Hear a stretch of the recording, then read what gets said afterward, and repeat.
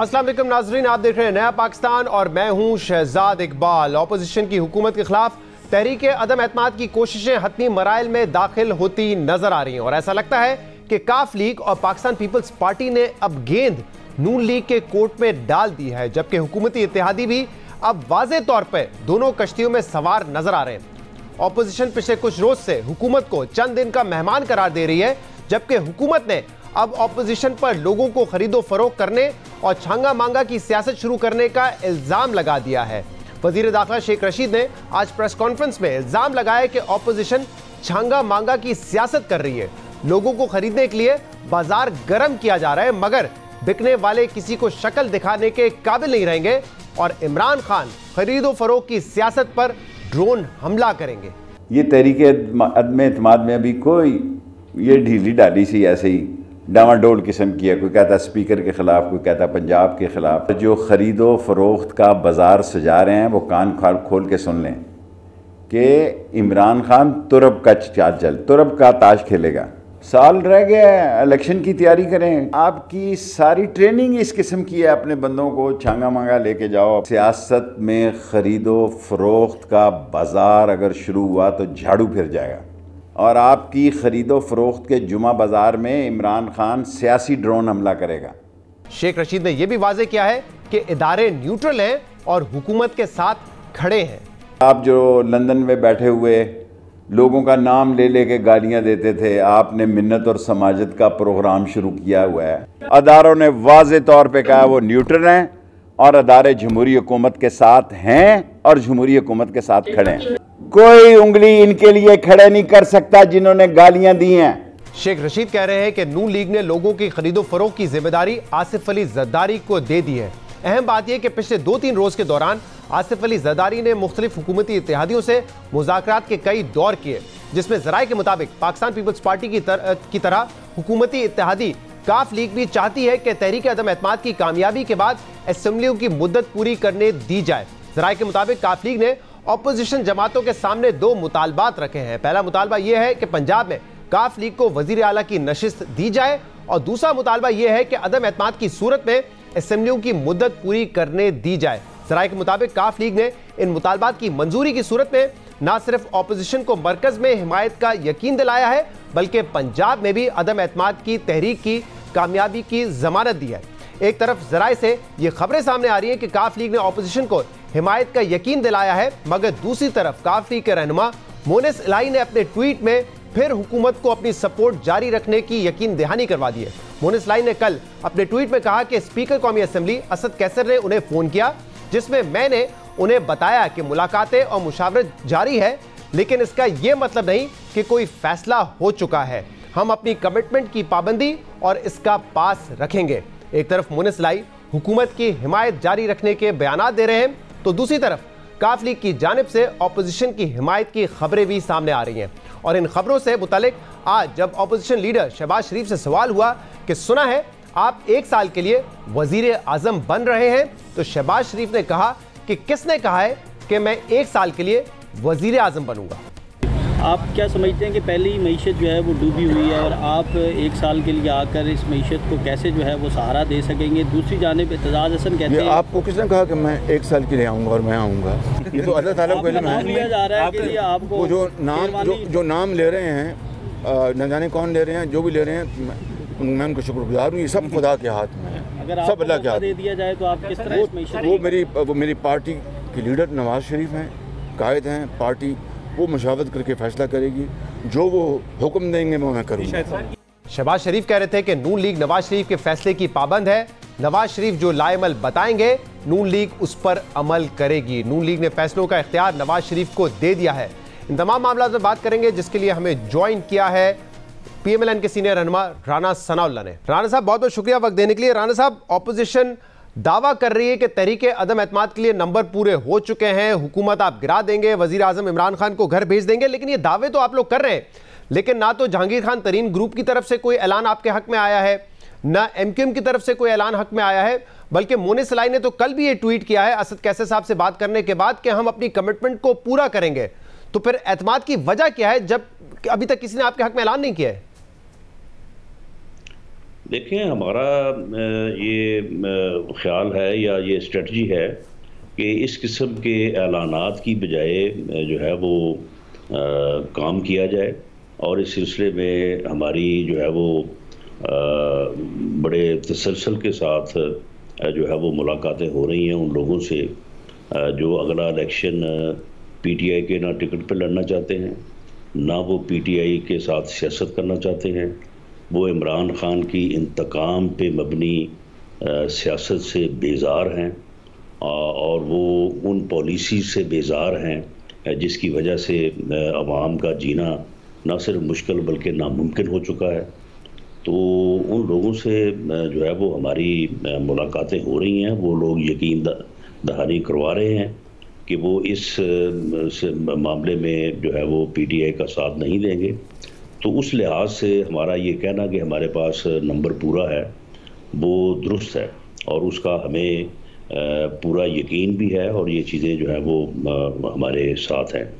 बाकी जहाँ तक इत्तेहादियों की बात रही, तो एक तरफ तो ये कह रहे थे कि जी इत्तेहादी जो हैं वो हमारे साथ हैं, तो इत्तेहादी जो खाने खा रहे हैं, जो मुलाकातें कर रहे हैं, तो वो कोई बेसबब तो नहीं है। वहाँ पे भी तो कुछ ना कुछ बात होती है, लेकिन वो चीज़ें जो हैं उन्हें इस तरह से पहले ही जो है वो ऑन एयर करना जो है वो मुनासिब नहीं है। जैसे ही इस सिलसिले में कोई एक लाहे अमल जो है वो तरतीब पाएगा या उसकी फाइनल अप्रूवल होगी जो मेन लीडरशिप है तीनों जमातों की या मुत्तहिदा अपोजिशन की, तो उसके बाद उसका ऐलान हो जाएगा और उसके मुताबिक जो है वो फिर स्टेप्स जो है वो लिए जाएंगे। लेकिन राणा साहब, आप कह रहे हैं कि वो लोग आपके साथ हैं जो पाकिस्तान तहरीक इंसाफ के टिकट पे इलेक्शन नहीं लड़ना चाहते, वो इमरान खान की पॉलिसी से बेजार है, उनकी इंतकामी सियासत से बेजार है, लेकिन हुकूमत तो ये कह रही है कि आप खरीदो फरोख्त का बाजार गर्म कर रहे हैं। 2 रोज पहले फवाद चौधरी साहब ने कहा, आज शेख रशीद साहब ने कहा कि फिर वही छांगा मांगा की सियासत हो रही है, पैसा आप लगा रहे हैं, और अगर आपने ऐसा किया, खरीदो फरोख्त का बाजार गर्म किया, तो झाड़ू फिर जाएगा और इमरान खान ने सियासी ड्रोन हमला कर देना है। तो अगर हिमायत है, पैसा क्यों खर्च कर रहे हैं, पैसे क्यों दे रहे हैं लोगों को फिर आप? वो किसी एक बंदे का नाम ले कि जिसको हमने ऑफर की हो, या कोई एक बंदा कहे कि हमने कोई इस किस्म की जो वो बात की है, छांगा मांगा की बात कर रहे हैं, तो कोई एक बंदा बताए ना।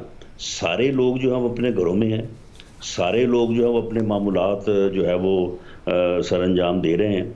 हाँ, हमारे साथ उनकी मुलाकात ज़रूर है, मिलना या मीटिंग्स ज़रूर हैं, लेकिन किसी आदमी को भी किसी जगह पे ना रोका गया है, ना ही किसी आदमी को जो है वो किसी किस्म का कोई। हाँ राणा साहब, लेकिन नाम तो आप भी नहीं लेते ना। आप कहते हैं हमारे लोगों को फोन आता है, पेशावर से भी फोन आ जाते हैं, नाम तो आप भी नहीं बताते कि किसको फोन आया है। मासवाए इस बात के कि हाँ, जो आदमी जो है वो इस वक्त मुल्क और कौम की खातिर जो है इस यानी रजीम से जो इस वक्त मुल्क के ऊपर एक नाहल टोला मुसल्लत है, वो मुल्क और कौम की खातिर हमारा साथ देगा अदम एतमाद की तहरीक में। उसके साथ एक वादा ज़रूर है कि नेक्स्ट इलेक्शन में जो है वो PMLN उन्हें अकोमोडेट करेगी इलेक्शन टिकट के हवाले से। इसके अलावा कोई किसी को लालच नहीं है, कोई किसी के साथ जो है वो वादा नहीं है। ये शेख रशीद साहब आपके इल्म में ही है कि कभी जो है वो इस किस्म की गुफ्तगू कर देते हैं कि जी ये हो रहा है, वो हो रहा है, झाड़ू फिर जाएगा, और कभी कहते हैं कुछ हो ही नहीं रहा, अपोजिशन के तो पल्ले ही कुछ नहीं है, अपोजिशन को सुनता ही कोई नहीं है। तो ये आप कह रहे हैं ये यकीन दहानी करवाई है उन लोगों को जो आपको सपोर्ट करेंगे और हुकूमत के खिलाफ खड़े रहेंगे कि उनको आप PMLN का टिकट देंगे, ये यकीन दहानी करवा दी आपने? बिल्कुल, ये यकीन दहानी करवाई है और इस कमिटमेंट को हम जो है वो बिल्कुल ऑनर करेंगे। सर, तो उन लोगों का क्या होगा, उन नून लीगी कैंडिडेट्स का क्या होगा जिन्होंने 3.5-4 साल बड़ी मुश्किलें भुगती हैं, आपके साथ खड़े रहे मुश्किल वक्त में, उनको आप टिकट नहीं देंगे, आप उन लोगों को टिकट देंगे जो पाकिस्तान तहरीक इंसाफ में से आपकी जमात में शामिल हो जाएंगे? जी, इस सिलसिले में हमने जो है वो मुकम्मल वर्किंग की है, और यही वो चीज़ें हैं कि जिनके ऊपर जो है वो टाइम सर्व हो रहा है। हम उन लोगों को भी एडजस्ट करेंगे और मुख्तलिफ हलकों में जो है वो एडजस्टमेंट करके जो है वो इस तरह से नहीं होगा कि हम अपने लोगों को बिल्कुल जो है उनको धक्का दे दें। उनको भी इंशाअल्लाह ताला वो हमारे साथ रहेंगे और उनको भी जो है वो हम एडजस्ट करेंगे। अच्छा राणा साहब, एक तो ये नंबर गेम है जिस पर आप कॉन्फिडेंट हैं कि नंबर पूरे हैं, हुकूमत कॉन्फिडेंट है कि नहीं हमारे नंबर पूरे हैं और ऑपोजिशन नंबर पूरे नहीं कर सकेगी, लेकिन जो दूसरा मामला है वो ये है कि अगर अदम एतमाद की तहरीक कामयाब हो जाती है तो उसके बाद क्या होगा। और कहा जा रहा है कि ऑपोजिशन का उस पर इत्तेफाक नहीं हो रहा है। तो 3-4 बातें इस वक्त गर्दिश करिए, मैं चाहूंगा आप बारी बारी उनको क्लेरिफाई कर दें। एक तो यह कि पीपल्स पार्टी और काफ लीग के हवाले से भी कहा जा रहा है कि वो बड़े क्लियर हैं कि अगर अदम एतमाद की तहरीक कामयाब होती है तो इसके बाद हुकूमत अपनी मुद्दत पूरी करे, 1.5 साल मुद्दत पूरी करे, जबकि नून लीग इस पे नहीं मान रही है। तो अगर इस बात पे इत्तेफाक नहीं हुआ तो फिर आप लोग आगे कैसे बढ़ेंगे? देखें, ये सारी चीज़ें जो हैं ये अंडर डिस्कशन है, इसके ऊपर मुख्तलिफ राय है, लेकिन ये कोई ऐसे मसले नहीं है कि जिनके ऊपर कोई बुनियादी इख्तलाफ है या इसके ऊपर जो है वो कोई फैसला नहीं हो सकता। मामला ये है कि इस वक्त मुल्क जिस क्राइसिस में है, इस वक्त मुल्क जो है एक ऐसे यानी टोले के कब्जे में है कि जो टोला जो है जो नाहल है, नालायक है, जो इंतकाम पे मबनी पॉलिसीज़ अपनाए हुए है, जिसकी वजह से जो है वो मुल्क को खुदा न खासा जो है वो बुनियादी तौर पे कोई डैमेज हो सकता है। तो इससे जो है वो मुल्क महफूज होना चाहिए, कौम महफूज होनी चाहिए। बाकी ये तो एक चीज़ें जो हैं नहीं, जब राना साहब जब आप कहते हैं कि ये डिस्कशन में है, तो क्या नून लीग, क्योंकि नवाज शरीफ साहब का भी बयान आया था, शायद खगन अब्बासी साहब बड़े क्लैरिटी से कह चुके हैं कि नहीं 1.5 साल पूरा नहीं, बस 1-2 माह में आप जो कानूनी तकाजे पूरे करने वो करें और फिर इलेक्शन की तरफ जाएं। तो आप कह रहे हैं कि नून लीग इस बात पे कॉम्प्रोमाइज कर सकती है कि ठीक है काफ लीग की बात मान लें, पीपल्स पार्टी की बात मान लें और 1.5 साल चलने दें हुकूमतों को? देखिए, मेरा ये ख्याल है एक पॉलिटिकल वर्कर के तौर पे कि देखिए ये चीज़ें जो हैं ये इस तरह से नहीं होती कि अगर मैंने कहा कि जी विद इन 90 डेज होगा तो फिर यही बात मानी जाएगी और किसी दूसरे ने कहता कि नहीं जी 1 साल के बाद होगा या 1.5 साल के बाद होगा। होता ये है कि कुछ चीज़ें जो हैं वो तय होंगी कि इस इंटरम पीरियड में जो अबूरी जो दौर होगा इसमें 1, 2, 3 ये चीज़ें जो है ये होंगी। और उन चीज़ों के लिए अगर कोई 90 दिन कह रहा है तो चले वो 90 की जगह पे जो है वो कोई 6 माह भी हो सकते हैं, 8 माह भी हो सकते हैं, जो 5 माह भी हो सकते हैं। ये चीज़ें जो हैं ये फ्लेक्सिबल हैं, इनके ऊपर जब डिस्कशन होगी कि नेक्स्ट इलेक्शन जो है वो फ्री होना चाहिए, वो फेयर होना चाहिए। नेक्स्ट इलेक्शन का फ्री और फेयर होना जो है वो कोई PMLN की या किसी और अपोजिशन जमात की डिमांड नहीं है, ये इस मुल्क की ज़रूरत है। सही। और दूसरा ये कहा जा रहा है कि पीपल्स पार्टी ने भी आपको तजवीज़ दी है कि वजीर आला पंजाब जो है वो परवेज इलाही साहब को बना दें, और काफ लीग के जराए भी अब ये कह रहे हैं कि उन्होंने ये जो डिमांड्स दी हैं उसमें ये मुतालबा है कि चीफ मिनिस्टर जो है वो परवेज इलाही होंगे, काफ लीग से होंगे, और वो ये कह रहे हैं कि ऐसा मुतालबा है जिससे हम पीछे नहीं हटेंगे। तो क्या ये मानने के लिए तैयार हो जाएंगे आप? देखिए, इस किस्म के जो मुतालबात हैं जो अंडर डिस्कशन है, ये फैसला जो है वो तो PMLN की लीडरशिप ने करना है। PMLN की जो सीनियर लीडरशिप है, CEC, वो इससे पहले एक मीटिंग में आफ्टर डिस्कशन जो है वो फैसला दे चुकी है। पॉसिबिलिटी है, आपका सियासी तज्जिया तजुर्बा क्या कहता है? पॉसिबिलिटी है कि परवेज इलाही साहब की 10 सीटें हो पंजाब असेंबली में और उनको आप वजीर आला की कुर्सी दे दें उनकी सपोर्ट हासिल करने के लिए? देखिए, ये अजाब जो मुल्क के ऊपर मुसल्लत है, इस अजाब से इस मुल्क की जान छुड़वाने के लिए तो मेरी नज़र में तो हर चीज़ पॉसिबल है, लेकिन ये फैसले का इख्तियार जो है वो पार्टी मियां नवाज शरीफ साहब को दे चुकी है। और क्या ये बात तय हो गई है कि अगर अदम एतमाद की तहरीक कामयाब होती है तो शहबाज शरीफ ही वजीर आजम होंगे?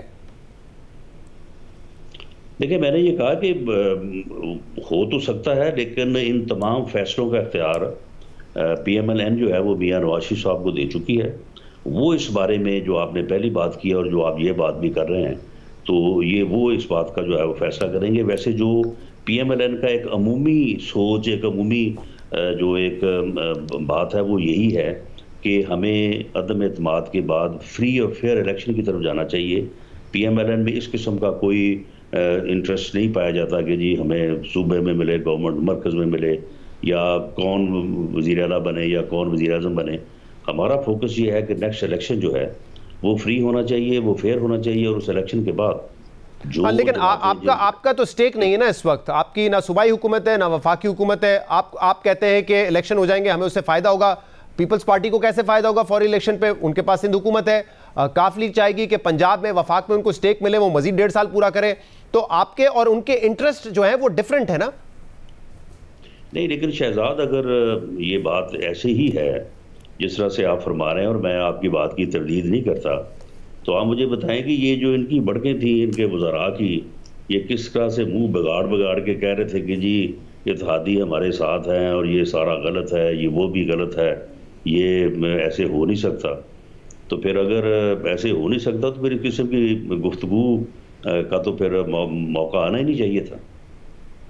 हाँ, ये तो मैं कह रहा हूं कि अगर ये सारी बातें तो हम करें कि अगर अदम एतमाद की तहरीक कामयाब हो जाती है तो फिर क्या होगा, क्योंकि जो क्या होगा है ना वो बड़ा अहम है, क्योंकि उस पर इत्तेफाक नहीं कर पा रही ऑपोजिशन, और इत्तेफाक नहीं करेंगे तो फिर आगे कैसे बढ़ेंगे?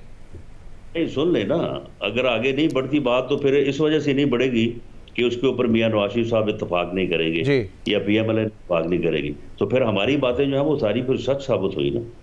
और ये लोग जो इतना आगे जो है वो गुफ्तगू करते रहे हैं, बल्कि आज भी लगे हुए थे जो पिंडी वाले साहब, तो फिर आप देखें ना कि इन लोगों का कोई, इनकी क्रेडिबिलिटी है इन लोगों की? लेकिन ये बताएं ना राणा साहब, अगर आप कहते हैं 20 से 25 तो तहरीक इंसाफ के अपने लोग हैं जिनको हम टिकट देने के लिए तैयार हैं, वो हमारे पास आने के लिए तैयार हैं, तो फिर इन चीज़ों पे आप सोच भी क्यों रहे हैं कि फौरी इलेक्शन को फ्लेक्सिबल रख दें या परवेज इलाही साहब को या काफ लीग में से किसी को वजीर आला बना दें? जब नंबर पूरे हैं तो फिर इन जगहों पर क्यों कॉम्प्रोमाइज़ करने का सोच रही है नून लीग, और जगह जगह पर कॉम्प्रोमाइज़ कर रही है, जबकि आप कहते थे नहीं कॉम्प्रोमाइज़ की सियासत तो करेंगे नहीं हम? नहीं, कोई कॉम्प्रोमाइज नहीं है। देखें, कॉम्प्रोमाइज ही है ना, जिन लोगों को आप कहते थे लोटे हैं उनका मुहासरा किया जाना चाहिए, उनको आप पार्टी में शामिल कर रहे हैं। जिन इत्तेहादियों के हवाले से आप ये कहते थे कि किसी के कहने पे वो हुकूमत के साथ बैठे हुए हैं, उनको अब आप शामिल कर रहे हैं, तो कॉम्प्रोमाइज ही है ना जगह जगह। नहीं, देखें, ये कोई कॉम्प्रोमाइज नहीं है, ये सियासी जमातों के दरमियान या पॉलिटिकल लोगों के दरमियान जो है ये एक गुफ्तगू है, एक मामलात को तय करना है।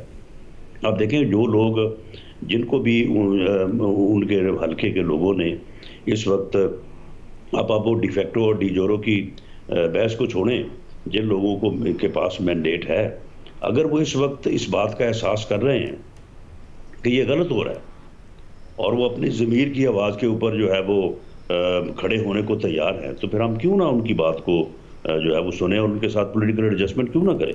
इसमें कोई कॉम्प्रोमाइज़ वाली बात नहीं है। हम अपनी उस बात के ऊपर, बुनियादी बात के ऊपर कायम हैं कि ये रिग इलेक्शन हुआ था और ये जो इस वक्त नाहल नालायक टोला है ये मुसल्लत किया गया है इस मुल्क के ऊपर। ठीक है, बहुत बहुत शुक्रिया, बहुत बहुत शुक्रिया। राना सनाउल्लाह साहब हमारे साथ मौजूद थे।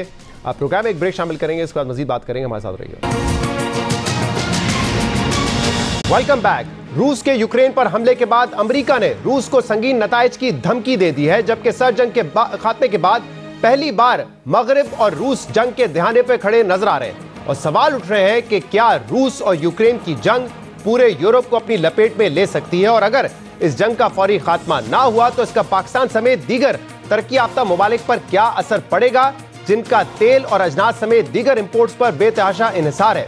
रूसी सदर व्लादिमीर पुतिन के यूक्रेन के खिलाफ ऐलान जंग के बाद रूसी अफवाज ने शुमाल, जुनूब और मशरिक से फौजें यूक्रेन में दाखिल कर दी हैं और अब रूसी अफवाज ने यूक्रेन के दारुल हुकूमत कीव का मुहासरा कर लिया है, जो इस वक्त कीव से सिर्फ 20 मील दूर है और अब किसी भी वक्त रूस यूक्रेनी दारुल हुकूमत पर कब्जा कर सकता है। रूस की जारियत के जवाब में अमेरिका, बरतानिया और यूरोपीय यूनियन समेत दीगर ममालिक ने रूस पर सख्त माशी पाबंदियों का ऐलान तो किया है, मगर बाकायदा फौजें यूक्रेन में उतारने का कोई फैसला नहीं किया गया है। इसके बावजूद कि यूक्रेन की अफवाज रूस की पेशकदमी के सामने रेत की दीवार साबित हो रही है। यूक्रेनी हुकाम के मुताबिक इस वक्त दारुल हुकूमत कीव को क्रूज मिसाइल और बैलिस्टिक मिसाइलों से निशाना बनाया जा रहा है, जबकि रूसी अफवाज से दारुल हुकूमत का मुहासरा खत्म करने के लिए लड़ाई जारी है। दूसरी तरफ रूसी वजारत दिफा का दावा है कि रूसी फौज ने कीव के मगरबी इलाकों पर कब्जा करके कीव के करीब हवाई अड्डे का कंट्रोल हासिल कर लिया है। यूक्रेन के सदर के मुताबिक रूसी हमले में अब तक 137 अफराद हलाक हुए हैं और 300 से ज्यादा जख्मी हो चुके हैं। रूस ने दर्जन के करीब यूक्रेनी फिजाई अड्डों को भी निशाना बनाया है और नाकारा कर दिया है और एक के बाद एक शहर रूस की झोली में गिरता जा रहा है, क्योंकि जंगी सलाहियत, बजट, फौजियों और हथियारों की तादाद के लिहाज से रूस और यूक्रेन का कोई मुकाबला नहीं है। रूस अपने दिफा पर तकरीबन $62 अरब खर्च करता है, जबकि यूक्रेन का दिफाई बजट सिर्फ $6 अरब का है। रूस के पास 8.5 लाख हाजिर सर्विस फौजी हैं, जबकि यूक्रेन के पास सिर्फ 2.5 लाख एहलकार हैं। रूस के पास 12,500 जबकि यूक्रेन के पास सिर्फ 2,600 टैंक्स हैं और इसी तरह रूस के पास 772 जंगी तैयारे हैं, जबकि यूक्रेन के पास सिर्फ 69 जंगी तैयारे हैं। इस मायूसकुन सूरत हाल के बाद यूक्रेनी हुकूमत ने शहरियों से जंग में शामिल होने की अपील करते हुए रूसी शहरियों से अपनी हुकूमत के खिलाफ सड़कों पर आने की अपील की है, जिसके बाद रूस के 50 शहरों में एहतजाजी मुजाहरे शुरू होने की खबरें सामने आ रही हैं। रूस की इस जारियत पर अमेरिकी सदर जो बाइडेन ने कल अपने जाराना खिताब में रूस पर सख्त माशी पाबंदियों का ऐलान करते हुए वाज़ेह किया है कि ये जंग पुतिन ने शुरू की है और अब इसके नताइज पुतिन और रूस को भुगतना पड़ेंगे। We've already seen the impact of our actions on Russia's currency and the ruble, which early today hit its weakest level ever in history. The Russia stock market plunged today. We've now sanctioned Russian banks that together hold around $1 trillion in assets. We've cut off Russia's largest bank, cut it off from the U.S. financial system. And today, we're also blocking 4 more major banks. That means every asset they have in America will be frozen. This includes VTB, the second largest bank in Russia, which has $250 billion in assets. America, बरतानिया, यूरोपीय union समेत दीगर ममालिक ने रूस पर जो पाबंदियां लगाई हैं, उनमें खास तौर पर रूस के मालियाती निजाम को आलमी मालियाती निजाम से काटने पर जोर दिया गया है। रूस के सबसे बड़े सिबर बैंक के अमेरिकी मालियाती निजाम से राब्तों को खत्म कर दिया गया है, जबकि रूस के दूसरे बड़े मालियाती इदारे वीटीबी बैंक के अमेरिका में तमाम असासे मुंजमद करने के साथ अमेरिकी शहरियों को वीटीबी बैंक से लेन देन से भी रोक दिया गया है। इसी तरह अमेरिका में मौजूद 3 बड़े फाइनेंशियल इदारों के असासे मुंजमद करने समेत रूस के 13 कारोबारी इदारों को कर्ज की फरहमी और दीगर लेन देन पर पाबंदी लगा दी गई है, जबकि रूस के अशराफिया, बड़े सियासी और कारोबारी घराने भी अमेरिकी पाबंदियों के जद में आ चुके हैं। अमेरिका का दावा है कि जिन रूसी बैंकों पर पाबंदियां लगाई गई हैं, उनके असासों की मालियत लगभग $1 खरब है। इन पाबंदियों पर बैनुल अक़वामी माशी माहिरीन का मौक़िफ़ है कि ये पाबंदियां बहुत संगीन है, सख्त है, मगर इसके असरात फौरी तौर पे नहीं आएंगे, इसके असरात कुछ सालों में नजर आएंगे। मगर अहम बात यह है कि अमेरिका और यूरोपीय ममालिक ने रूस के एनर्जी सेक्टर को लेकर सख्त पाबंदियां आयद नहीं की हैं, जो खुद अमेरिका और यूरोपीय यूनियन को मुतासिर करती हैं, क्योंकि यूरोप अपनी 35 से 40% गैस की जरूरियात रूस के जरिए पूरी करता है, जबकि रूस अमेरिका को भी माहाना 22 बिलियन बैरल तेल फराहम करता है। रूस और यूक्रेन के दरमियान जंग के बाद आलमी सतह पर तेल, अजनास और दीगर अशिया की कीमतों में तेजी से इजाफा हुआ है, जबकि इस तनाज़े से दुनिया की बड़ी स्टॉक मार्केटों में शदीद मंदी देखी गई है और तेल की कीमतें भी $105 तक पहुंच गई थी। मगर रूस में माशी पाबंदियों के बाद जुमे को अमेरिकी स्टॉक मार्केट्स ने रिकवर किया और उनमें 3% का इजाफा हुआ, जो जुमेरात को 4% से गिरी थी और तेल की कीमतें भी वापस $100 पर बैरल पर आ चुकी हैं। अहम बात यह कि वैसे तो ये जंग पाकिस्तान से हजारों मील दूर लड़ी जा रही है, जिसमें पाकिस्तान का कोई असर भी नहीं है, लेकिन ये जंग पाकिस्तान को बराह रास्त मुतासिर कर सकती है, क्योंकि अगर आलमी सतह पर तेल और गंदुम की कीमतों में इजाफा होता है तो इसका बोझ पाकिस्तान पर भी पड़ेगा। पाकिस्तान के लिए दूसरा इम्तिहान सिफारती ताल्लुकात का है, क्योंकि पाकिस्तान इस मसले पर ना खुलकर मुखालफत कर सकता है, क्योंकि चीन ने इस मामले पर रूस की खुलकर हिमायत की है, और ना ही अमेरिका यूरोपियन यूनियन की नाराजगी मोल सकता है पाकिस्तान, क्योंकि पाकिस्तान की तिजारत का सारा दारोमदार अमेरिका और यूरोपियन यूनियन से है।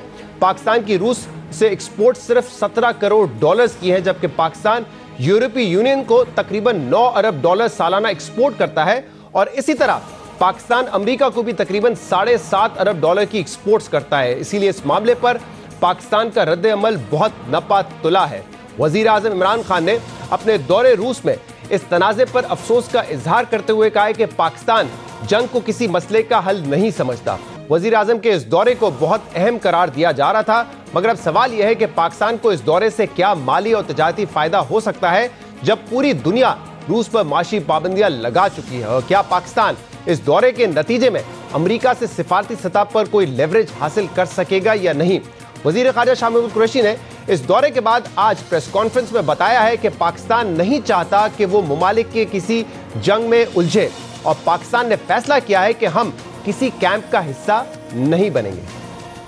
वज़ीर आज़म को मौका मिला कि जो उनकी तशवीश थी यूक्रेन में सूरत हाल जन्म ले रही है, हमारी तो कोशिश और ख्वाहिश रही है ये जो सारा मामला है ये डिप्लोमेसी के ज़रिए, सफारतकारी के ज़रिए इसको हल होना चाहिए। पाकिस्तान समझता है कि जब भी कोई खित्ता किसी मिलिट्री कॉन्फ्लिक्ट्स में उलझते हैं या उससे दो चार होते हैं तो नुकसान सभी का होता है। पाकिस्तान ने एक बड़ा फैसला किया है कि हमने किसी कैंप पॉलिटिक्स का हिस्सा नहीं बनना।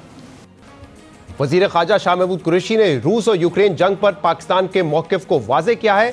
इस जंग में अब तक 150 के करीब अफराद मारे जा चुके हैं, जबकि लाखों पनाह गुज़ीनों की यूरोप हिजरत का खदशा जाहिर किया जा रहा है। रूस और यूक्रेन जंग पर आज हम प्रोग्राम में बात करेंगे, जिस पर हमें ज्वाइन करेंगे सीनियर सिफारतकार मलिहा लोधी साहिबा और हमें ज्वाइन करेंगे पाकिस्तान के फॉर्मर फॉरेन मिनिस्टर खुर्शीद कसूरी साहब। लेकिन सबसे पहले जानेंगे हुकूमत का मौक़िफ़, जिसके लिए हमें ज्वाइन किया है पाकिस्तान के इंफॉर्मेशन मिनिस्टर फवाद चौधरी ने। बहुत बहुत शुक्रिया फवाद चौधरी साहब ज्वाइन करने के लिए। फवाद साहब, वजीर आजम का जो दौरा रूस है वो मुकम्मल हो चुका है, वजीर आजम वापस आ चुके हैं। जो की टेक अवेज थे इस दौरे के उस पर मैं बात करूंगा, लेकिन उससे पहले जरा बताइएगा, क्योंकि जब वजीर आजम जा रहे थे और गए उसके बाद जंग छिड़ गई रशिया और यूक्रेन के दरमियान, तो ये एक तनकीद हो रही थी, कहा जा रहा था कि शायद पाकिस्तान को ये दौरा कैंसिल कर देना चाहिए था, खासतौर पर उस वक्त जब EU हो या अमेरिका हो वो यूक्रेन के साथ खड़ा हुआ है, मजम्मत कर रहा है रशिया के इस अटैक की। तो क्या किसी पॉइंट पे ये गौर किया गया कि इस टूर को कैंसिल कर देते हैं, या आपके ख्याल में इस मौके पे रशिया जाना क्या काउंटर प्रोडक्टिव हो सकता है पाकिस्तान के लिए? देखिए, इस बार पहली बात तो ये है कि एक नुक्ता नज़र हो सकता है, और स्पेशली वो कमज़ोर दिल हजरात का नुक्ता नज़र बहुत ज़्यादा है। लेकिन असल देखिए, ऐसा दौरे पहली बात तो ये एक दिन में तय नहीं होते, ये पहले तय हो चुके होते हैं, और बिल्कुल आखिरी वक्त के ऊपर अगर आप ऐसे दौरे को ख़त्म करेंगे तो इसका मतलब क्या है कि आप जो होस्ट मुल्क है उसको स्नैप कर रहे हैं। अब इस वक्त क्या हमें ये करना चाहिए था? Answer is no. पॉलिसी इतनी ज्यादा सपोर्ट करने और इतनी ज्यादा हम जो इस वक्त एक वेस्टर्न ब्लॉक है उसके नीचे लग जाए कि हम अपने को फैसले ही न कर सकें, ये क्या बात हुई? हमारा देखें, हम बार बार हमने बात कही है, हमारा अमेरिका के साथ बड़ी स्ट्रेटेजिक ताल्लुकात हैं, यूरोपीय यूनियन के साथ हमारे बहुत इंपॉर्टेंट इकोनॉमिक ताल्लुकात हैं, लेकिन इसका मतलब ये तो नहीं है कि वो हमें डिक्टेट करेंगे कि हमने किस मुल्क में जाना है, किस मुल्क में नहीं जाना है, किससे मिलना है, किससे नहीं मिलना है। जिस तरीके से हम उन्हें डिक्टेट नहीं कर सकते कि वो हिंदुस्तान से कैसे ताल्लुकात रखें, इसी तरह से वो भी हमें डिक्टेट नहीं कर सकते कि हमने रूस जाना है या नहीं जाना है। लिहाजा जब हम वहाँ पे गए हैं, एक बहुत बड़ा 23 साल के बाद, आपको मालूम है इतना बड़ा ये बायलैटरल पहला विजिट था, हम आखिरी मौके के ऊपर इसको कैंसिल नहीं कर सकते थे। और जो प्रेसिडेंट पुतिन ने फिर जिस तरीके से और रूसी क़यादत ने जिस तरीके से वज़ीर आज़म को इज्जत दी और जो वहाँ पे आपके सामने है, इन मामलात को आप देखिए, इतना मैं नहीं समझता कि हमें इतने बुज़दिलाना फैसले करने चाहिए। ये बात दुरुस्त है कि किसी के कहने पे पाकिस्तान अपने सिफारती ताल्लुकात नहीं बनाएगा और हमें अपना बेनिफिट देखना है कि हमारा मफाद किस में है। और इसीलिए भी ये कहा जा रहा था कि क्योंकि हमारा ट्रेड EU के साथ है, अमेरिका के साथ है, IMF पे जो असर रसूख है अमेरिका का बहुत ज़्यादा है, FATF पे ज़्यादा है, इसलिए अगर हम अपने मफादात को भी देखें तो मफादात हमारे वेस्ट से जुड़े हुए हैं, ना कि रशिया से, जिससे हमारा ट्रेड बड़ा लिमिटेड है, जिससे हमारे माजी में ताल्लुकात इतने अच्छे नहीं रहे। वो तो एक हिस्टोरिकल है ना, उसकी वजह ये हुई कि हम एक ब्लॉक का हिस्सा रहे, हमने जो पहले कोल्ड वॉर थी उसमें हम वेस्टर्न ब्लॉक का हिस्सा रहे, हिंदुस्तान जो है वो इधर कम्युनिस्ट ब्लॉक का हिस्सा रहा, तो उसकी वजह से ये चीजें हैं कि हमारी उधर से डिपेंडेंस है। लेकिन मामला ये है, अब हमने एक फैसला किया, इमरान खान जो इक़्तिदार में ही इस शर्त के ऊपर आए हैं, लोगों ने उनको वोट ही इसलिए दिए हैं कि भाई हम अपनी खारजा पॉलिसी आज़ादाना रखेंगे, हम अपनी खारजा पॉलिसी एक किसी ब्लॉक के महकूम होकर नहीं चलाएंगे। और यही वो वादा था जो इमरान खान ने लोगों के साथ किया था। और अब हमने PM ने जो जहां से गए हैं उन्होंने कहा हम किसी ब्लॉक का हिस्सा नहीं बनेंगे। प्रेसिडेंट पुतिन के साथ मीटिंग के बाद जो एलामिया जारी हुआ है आप उसको पढ़िए, उन्होंने कहा कि वो रिग्रेट करते हैं कि ये इस तरह का एग्रेशन हुआ, जंग हुई या जो वहां पे मामला चल रहे हैं, क्योंकि हम चाहते थे वो पीसफुली रिजॉल्व हो। अब इमरान खान ने हमेशा प्रो पीस स्टैंड लिया है, वो फौजी ऑपरेशंस को उन्होंने कभी सपोर्ट नहीं किया, वो बातचीत से बात और वो स्टेटमेंट में भी वाजे हो रहा है, रिफ्लेक्ट कर रहा है। लेकिन फाज़ साहब ये बताइएगा कि इस वक्त जो सैंक्शंस पूरी दुनिया लगा रही है रशिया पे, तो आपको लगता है कि रशिया से हमें किसी किस्म का तिजारती फायदा, माली फायदा, इन्वेस्टमेंट, कोई इकोनॉमिक टाइज हमारे हो सकते हैं? क्या उसमें कोई कामयाबी हासिल हो सकती है उस वक्त जब सैंक्शंस लग रहे हो रशिया पे? नहीं, उस वक्त देखिए हमारे जो दो बुनियादी एजेंडा थे रशिया के साथ, वो तो ज़ाहिर एनर्जी से ही मुतल्लिक है। और आपको मालूम है कि रशिया जो है वो पूरी दुनिया का पावर हाउस है, खुसूसन गैस जो है पूरे यूरोप को रूस जो है वो देता है। और इसी तरीके से तेल की कीमतों के ऊपर बहुत एक उतार चढ़ाव जो है वो रूस की वजह से भी होता है। और हमारा करना हम ये चाहते हैं कि एक तो आपको मालूम है कि जो हमारी पाइपलाइन है वो बिल्कुल आखिरी मराहिल में है, नॉर्थ साउथ पाइपलाइन, उसके ऊपर जो कुछ चीजें थी हम उसमें कंसेशंस जो है वो चाहते थे। तो वो उसमें नेगोशिएशंस हुई, कंसेशंस मिले पाकिस्तान को? एक्चुअली सारी नेगोशिएशन जो हो गई है, हर चीज जो है मुकम्मल हो गया। रूस आउट ऑफ वे पाकिस्तान के साथ जाएगा एनर्जी कोऑपरेशन में। लेकिन जिस तरह से आपने खुद ही पॉइंट आउट किया कि एक इस वक्त जो सिचुएशन चल रही है वो थोड़ी अनइवन हो गई है सैंक्शंस की वजह से।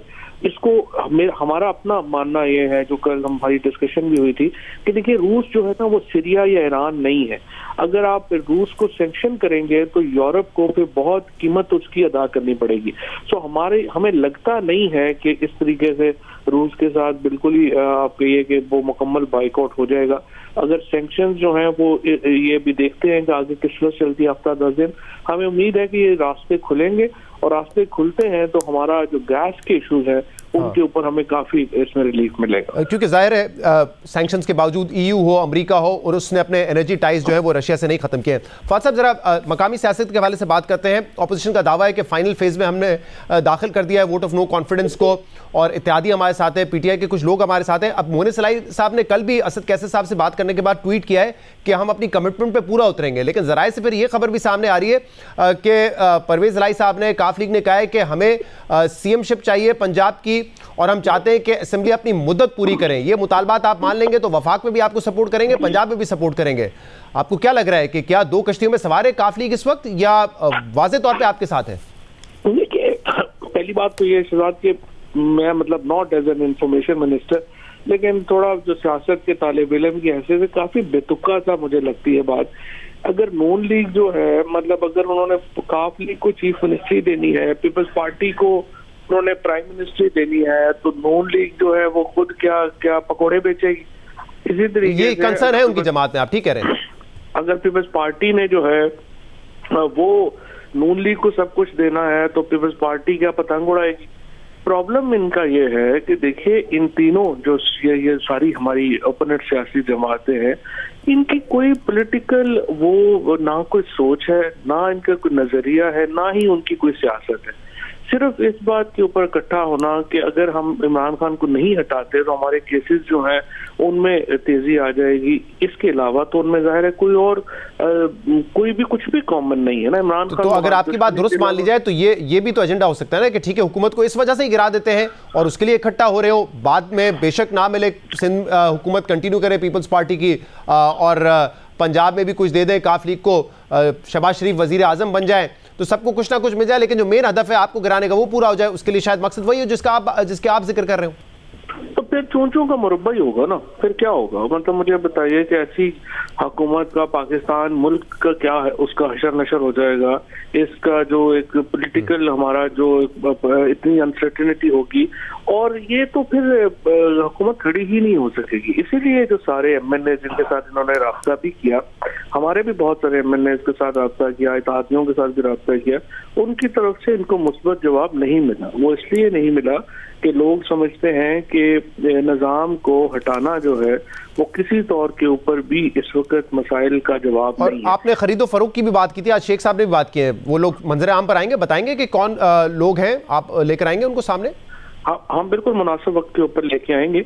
ऐसे कार्ड्स आपको पता है कि उस वक्त चली जाती है जब खेल अरूज पे होता है। तो अभी जरा सब्र कर लें, अगर ये मामला आगे गया जो मुझे उम्मीद है नहीं जाएगा, बस ही हो गई है इनकी। तो अभी इनकी दौड़ शुरू होने से पहले ही इनकी सांस फूल गई है। सो मुझे नहीं लगता ये कर पाएंगे। साहब एक आखिरी सवाल कि अभी भी आप कॉन्फिडेंट है कि नंबर आपके हक में है, नंबर गेम आपके हक में है, या अब टैक्टिकल बुनियाद पे आप अदम एतमाद को जो है शिकस्त देने की कोशिश करेंगे, यानी कि डिलेइंग टैक्टिक्स होंगे, शायद अदम एतमाद की तहरीक वक्त पे ना लेकर आए, स्पीकर डिले कर दें, कोई हॉल का मसला हो जाए, रेनोवेशन का मसला हो जाए, ये स्ट्रैटेजी है हुकूमत की? नहीं, वो तो कोई प्रॉब्लम नहीं है ना। ये मैं देख रहा था, कह रहे थे जी हॉल की डिले होगा, वो तो जब भी अपोजिशन के पास लोग होंगे वो रिक्विजिशन करेंगे इजलास, और इजलास आपको बुलाना पड़ेगा, चाहे आप किसी होटल में बुला लें या कहीं और बुला लें, अगर ये अवेलेबल नहीं है तो वो तो इजलास तो बुलाना पड़ेगा, वो इजलास बुलाएं। हम तो, मैंने तो कल कहा कि आप पर देर क्यों कर रहे हैं, आप कल लेके आए। लेकिन आप देखेंगे कि देखिए नंबर में तो सिंपल है ना, हम इसलिए हुकूमत में है कि नंबर हमारे पास ज्यादा है, और इस अपोजिशन का हाल ये है कि ये तो सेनेट में जहाँ पे 2/3 मेजोरिटी है, सॉरी इनकी एक अक्सरियत है, वहां पे ये नहीं ला पा रहे। अब ये पीका का लॉ है, पीका लॉ के ऊपर इतनी ज्यादा ये इन्होंने ये उठा के चले गए, इधर अपना कोर्ट में चले गए। अगर ऑर्डिनेंस को इन्होंने मुस्तरद करवाना है, ये कल रेजोल्यूशन लेके आए। बहुत बहुत शुक्रिया। फवाद चौधरी हमारे साथ मौजूद है, प्रोग्राम में शामिल करते हैं ब्रेक, इसके बाद मजीद बात करेंगे। Stay with us. Welcome back. और अब रशिया और यूक्रेन के मामले पर बात करेंगे, और उसके लिए हमें ज्वाइन किया है former representative of Pakistan to United Nation Maleeha Lodhi साहिबा ने, और इसके अलावा हमें ज्वाइन कर रहे हैं फॉर्मर फॉरेन मिनिस्टर खुर्शीद कसूरी। आप दोनों का बहुत बहुत शुक्रिया ज्वाइन करने के लिए। कसूरी साहब, पहले आपकी तरफ आएंगे। इंतहाई कदम तो उठा दिया है रशिया ने यूक्रेन पर हमला करके, जरा बताइएगा कि दोनों तरफ से बात हो रही है। रशिया का एक मौकिफ है कि हमें बिल्कुल कॉर्नर कर दिया गया था, हमारे पास कोई ऑप्शन नहीं था। आपके ख्याल में ये उनका मौकिफ दुरुस्त है, या एग्रेसर रशिया ही है और कोई दूसरा ऑप्शन हो सकता था जंग के अलावा जो सिचुएशन पैदा हो रही थी उसमें? देखें, इसका अगर आपने इसका जवाब ढूंढना है तो बड़ा सिंपल है कि जब सोवियत यूनियन का इन्हदाम हुआ था, और ख़ास तौर पे जब बर्लिन वॉल गिरी थी, उस वक्त ये अंडरस्टैंडिंग भी थी और ये उनको यकीन भी पस पर्दा और पब्लिकली भी कराया गया था कि अगर जर्मनी की रीयूनिफिकेशन हो जाती है तो नेटो जो है वो उनकी तरफ नहीं मज़ीद आएगा। जर्मन रीयूनिफिकेशन हो गई, और उसके बाद रिपीटेडली रूस ये कहता रहा कि जी आप नेटो को हमारे बॉर्डर्स की तरफ न लाएं। ये सिग्नल नहीं समझना चाह रहे थे, इनका ख्याल था कि रूस कमज़ोर हो गया, ब्लफ कर रहा है। पहले उन्होंने जॉर्जिया में साबित किया, उसके बाद उन्होंने क्राइमिया पे को कब्ज़े में किया। होना तो ये चाहिए था कि अगर अमेरिका और वेस्ट को पता था कि उन्होंने यूक्रेन में फ़ौजी नहीं भेजने, तो यूक्रेन को इनकरेज करते कि वो इस किस्म की पोजीशन ना अडॉप्ट करे। और वो बल्कि जब मुझे तो ये लगा था कि जब जर्मन चांसलर गए हैं और उनके साथ प्रेसिडेंट थे ज़ेलेंस्की, और दोनों की तरफ इंडिकेशन आ रही थी, लेकिन उसके बाद फिर कहा गया कि नहीं हम कोई बात नहीं करेंगे। तो मैं समझता हूँ गलतियाँ तो दोनों की तरफ से हुई हैं। नेचुरली अटैक जो है किसी सूरत में जस्टिफाई नहीं किया जा सकता। जो आप मुझसे पूछ रहे हैं कि हिस्ट्री क्या जज करेगी, हिस्ट्री ये जज करेगी कि कोई ज़रूरत नहीं थी कि जब सोवियत यूनियन का इन्हदाम हो गया रूस को फिर दुश्मन समझ के और उसकी तरफ नेटो का एक्सपेंशन।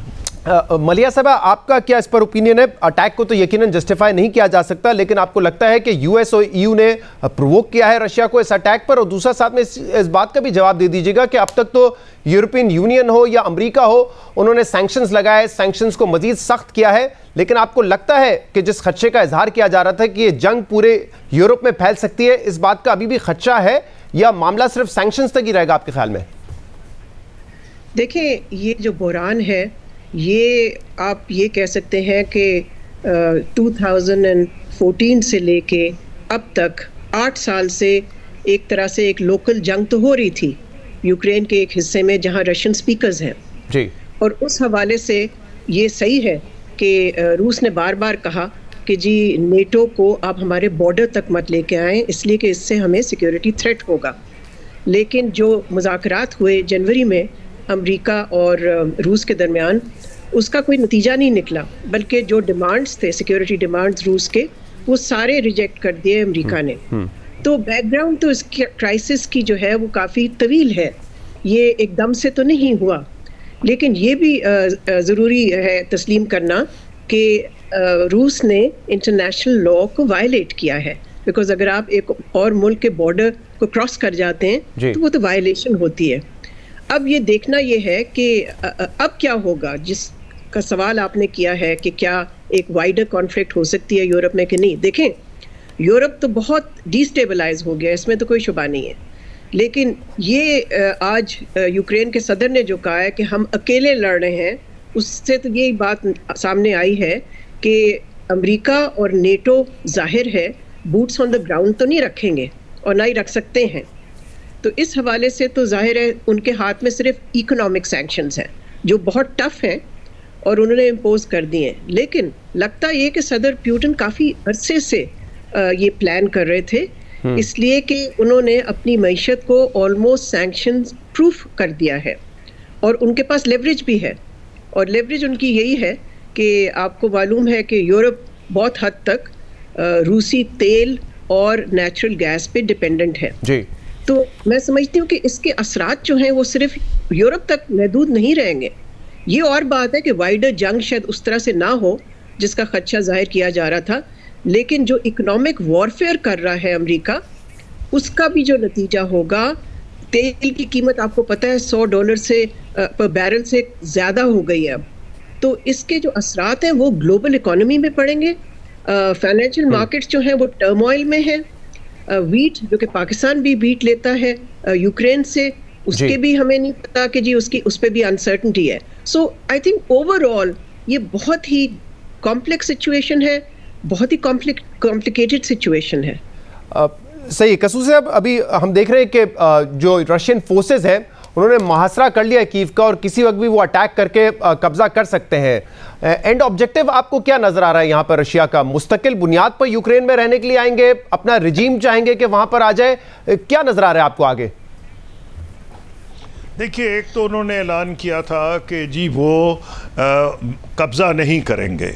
अब उसके कई इंटरप्रिटेशंस हैं। पहला तो जो ये ईस्टर्न यूक्रेन है जिसकी डोनबास कहा जाता है, जहाँ 2 ओब्लास्ट्स है, वो ओब्लास्ट जो है वो प्रोविंस कह ले, टेरिटरी जो भी उसको वो कहना चाहे तर्जुमा कर ले, उन 2 ओब्लास्ट की जो टेरिटोरियल लिमिट्स हैं वो उससे बहुत ज़्यादा है, जो कि इस वक्त प्रो रशियन एलिमेंट्स के पास है।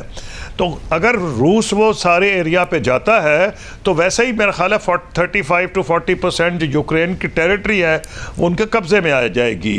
फिर जो सी पोर्ट है वहाँ वो भी, उसकी को 500,000 आबादी है, वो भी आ जाएगी। फिर लैंड कॉरिडोर जो है क्राइमिया के साथ वो भी मुमकिन हो जाएगा।